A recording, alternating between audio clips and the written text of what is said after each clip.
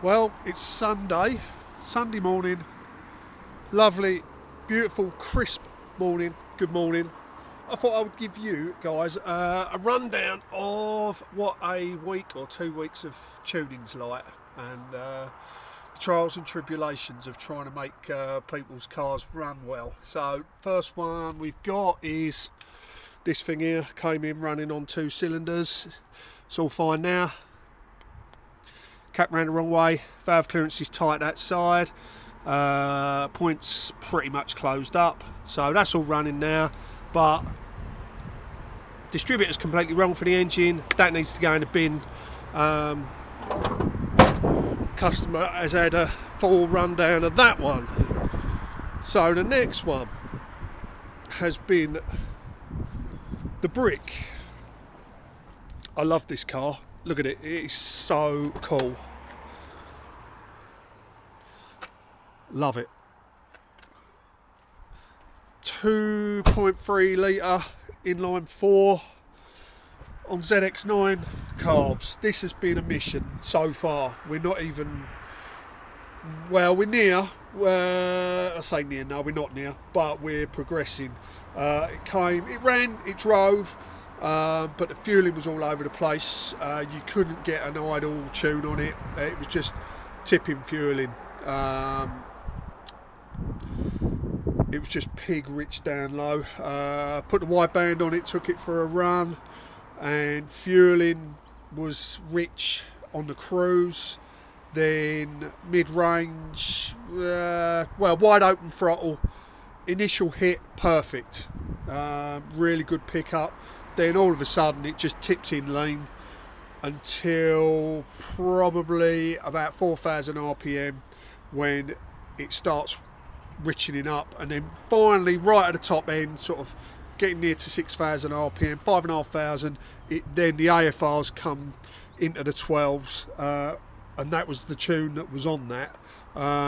Put some ignition timing into it, jacked the needles up, and what else have I done?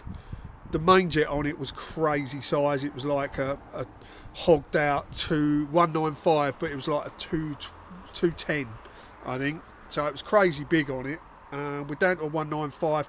I need to put the wideband on it this afternoon and give that another run and see where the fueling is. I think we're going to need to drop the mains. Now we've jacked the needles up, I think we're going to have to drop the mains a bit. So going to have a go on that this afternoon. Cool car, but even sort of stupid things like, I think this end float bowl, took the screw out to get access to the jets. Side of the float, the casting of the car fell away. So then I had to spend the morning, drive down to Pete Moore's at Brookfab. He welded it up for me. I brought it back here, finished it, levelled it all off, put it all back together. You know, that was a day wasted. And running about. So all these, all stupid little issues that you come across when you're working on these things, but this one I want to get finished this week. I've been getting some jets from a company in the UK called Jets Plus. They just do bike stuff, and they have been amazing. Order it today, it'll be here tomorrow. Every single time I've ordered something from them. Really good company, and they're not dear. Next one. Oh, the next one came all the way from Blessington yesterday. This is Ross Kelly's 1303. Now this has been a love-hate for Ross since these carburetors went on this engine. It's always given him problems, but he's never brought it to me. I spent a day on it once with him last year, and basically said, look, this thing needs to come to me, there's too much work involved. He's since then modified the carburetors, and the jury's out on it for me, but all you air-cooled guys, this is a 1914 Engel 120 044s, nice bit of compression in it. It's a nice engine, a really nice engine. 40s with, I think, I ported the heads on it, mild port job on the head, nothing crazy. I think it's got a 36mm choke in these 40s. from memory. We bumped them up, and it was always okay when you mash it. You could get the air fuel ratios were good, but as soon as it came down to idle, it would just lose a cylinder all the time. We chased it and chased it and chased it, and in the end I said, look, just bring it to me, Ross. I think I'm going to strip the carbs completely and go through them.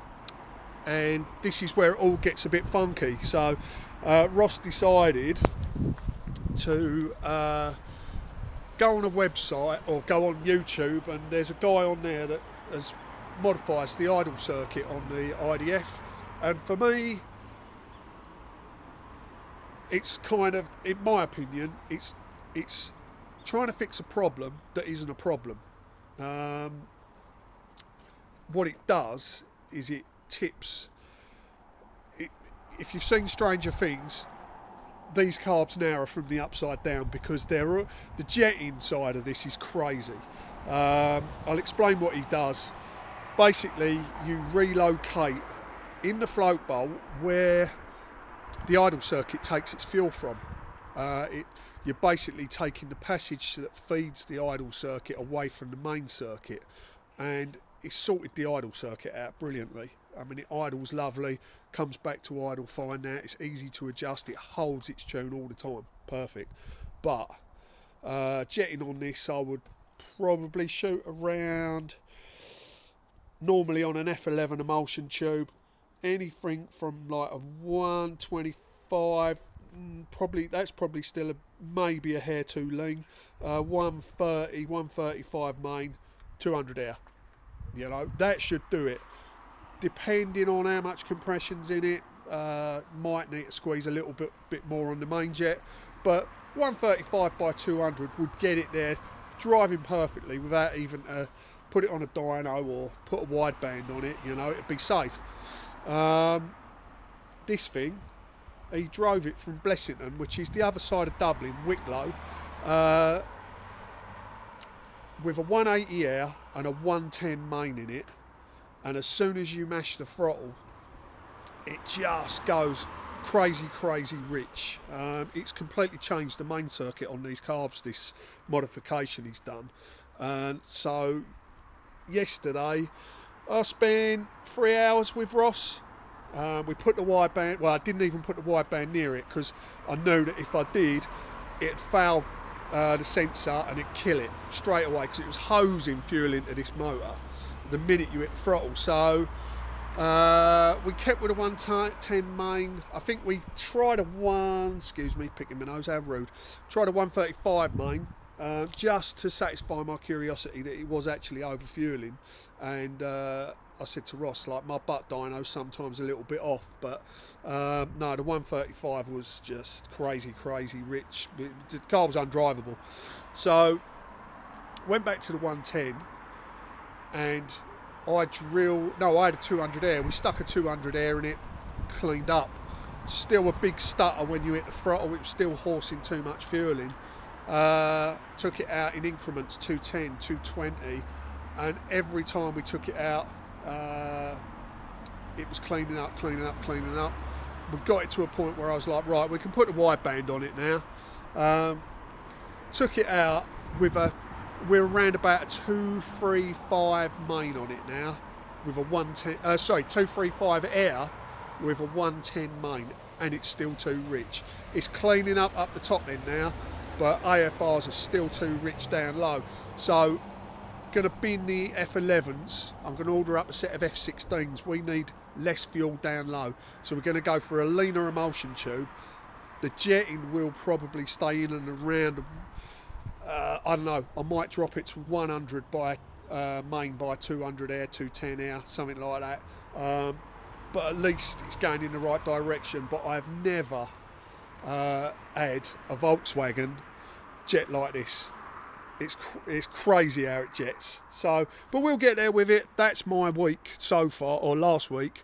Those 3 cars. That one over there is being picked up this afternoon. What else? Oh, there's a few other ones that have been headaches, but you know, that's blimey, this is 10 minutes. I don't want to be talking to 10 minutes. It's Sunday. So look at that. We don't see that much in Northern Ireland. That big orange ball in the sky. Love it. Happy Sundays.